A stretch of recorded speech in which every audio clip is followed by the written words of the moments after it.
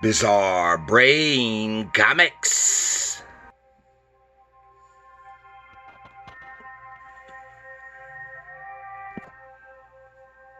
Hello, my comic book friends, and welcome to Bizarre Brain Comics. I'm Gary, your host.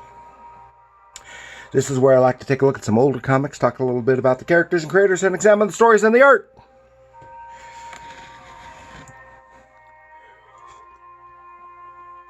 This time I want to take a look at this. The Squadron Supreme. This, what you see in front of you with this great Alex Ross painted cover, is a trade paperback compilation of the 12-issue limited series run. This version, paperback version, was printed in 97, I think it was, and the maxi series was published in 85 and 86. We'll take just a little look at those.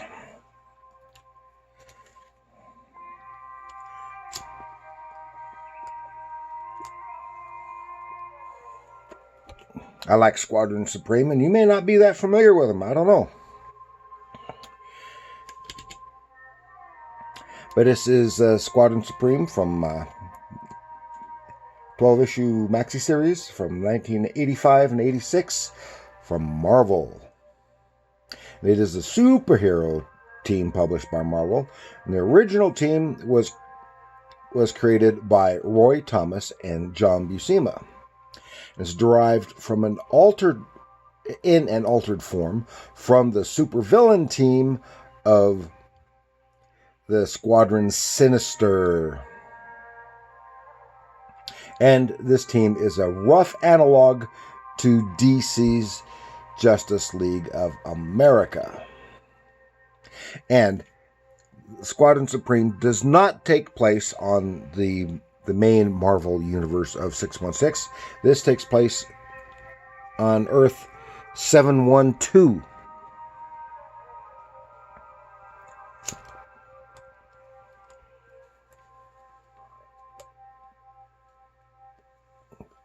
And the Squadron Sinister first appeared in the Avengers number 69, and Squadron Supreme made its first appearance in Avengers 85 and 86 in 1971. And I covered one of those. I think that was the first Avengers one that I covered here. Might be the only Avengers. I don't remember. Okay, both versions made occasional appearances in Marvel titles and had a limited series in 85. And this series was written by Mark Gruenwald with various artists, mostly Bob Hall and John Buscema and Paul Ryan. And there was a later graphic novel, which I have never seen, which is titled The Squadron Supreme Death of a Universe by Gruenwald. And just based on that title, I presume it's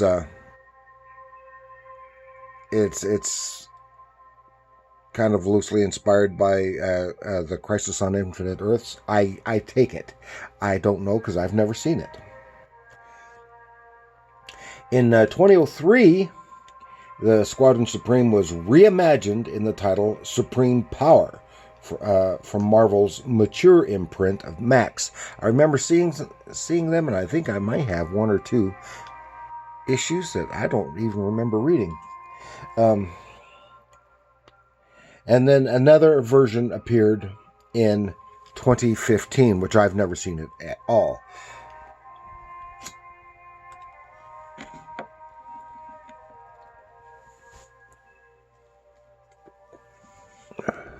But this is, of course, everything Alex Ross does is great. He's done for both of these major publishers and a lot for some alternative publishers. That it looks like, but the whole thing, image there, looks like it's right from from one of his Justice League paintings. Ooh. And this also has a story featuring Nighthawk here from Captain America, an issue of Captain America. Unfortunately, I do not have, at least in this bunch. I think if I still have them, I have the entire run elsewhere. I'm not sure if I still have them or if those were some of the issues that were eliminated. But I think I would have at least kept issue 1. But we're starting here with issue 2.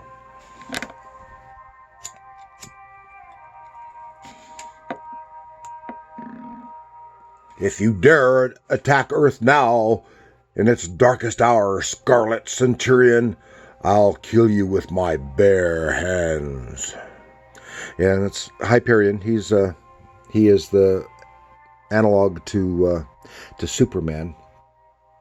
He doesn't wear a mask here, but in the Squadron Sinister, he wears a mask.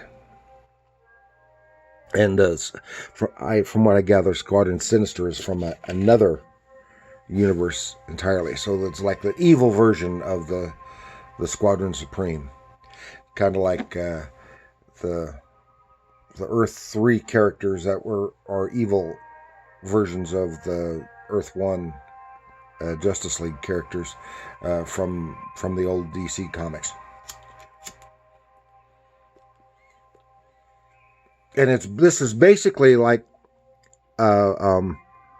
what the Justice League would look like if it were done by produced by Marvel Comics. It's a nice cover there. Get a good view, image of all the main characters. Issue 3. That's Dr. Spectrum, the equivalent of the Green Lantern. In the course of the stories, has a lot of various storylines going on. And Lady Lark, the equivalent of Black Canary. And things happen, and it has an encounter later on. See, even though it features all these characters, it really is primarily Hyperion as the central figure, but they all have their roles. And later on, in the process, they start recruiting other characters, and then as they're recruiting, and later we'll see when we get to it. To mess with the Institute of Evil, and your loved ones die. And I guess they kind of, hey gang, meet the new members of the Squadron, and it's the bad guys from that other issue. So I guess they like turn them around, or so it seems.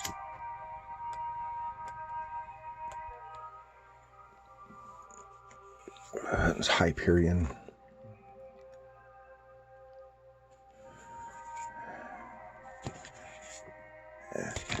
Oh, here we go. This is John Buscema, is that John or Sal?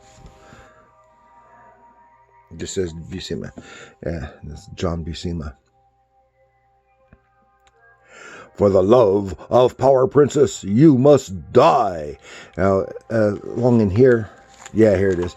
The Hyperion from the Squadron Sinister pops up, crosses over, and he's taking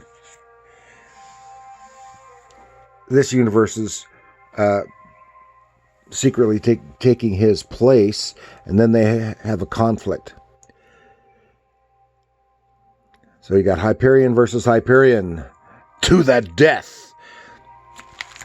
And in the process, this universe's Hyperion, he defeats and he ultimately destroys the the evil Hyperion.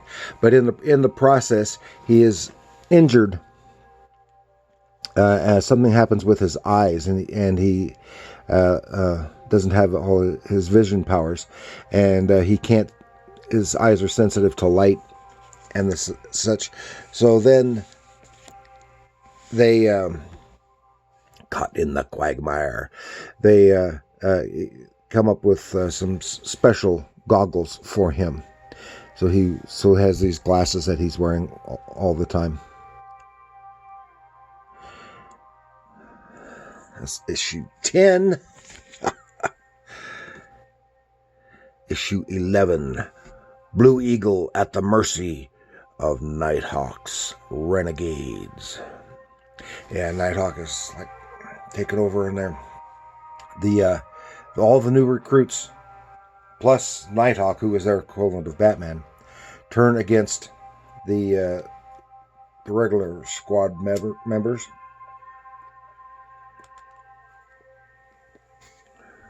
And then the series concludes with a civil war. Gee, that sounds familiar. Civil War from Marvel? Of course, this is for different reasons. And in the process, it's a little bit like Kingdom Come in that they're expanding their power and their power base and their influence in the government. And their Earth is not exactly like ours. Their government is different. Of course, the people are different, and some of their structures, institutions, are different. So, and that is the last one we've got for the Squadron Supreme Maxi Series, and they're all presented here in this volume. And it's a fun read, nice, and of course the artwork. All these guys, this is great artwork. This isn't having that phase when it wasn't their best printing, but the artwork itself is pretty doggone good. Especially when the stuff with John Buscema and Alex Ross cover. Come on. It's a fun read. It's like reading Justice League, but it's not. It's so they can do stuff that they wouldn't normally do with Justice League for DC, especially at that time, because they don't have so much invested in most of the individual characters.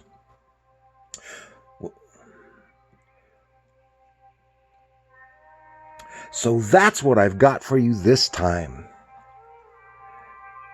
Please like, share, subscribe, leave a comment. Share it with some of your friends who might be DC JLA fans, but maybe they don't know about the Squadron Supreme. Share this with them. And leave a comment below. Do you like the Squadron Supreme?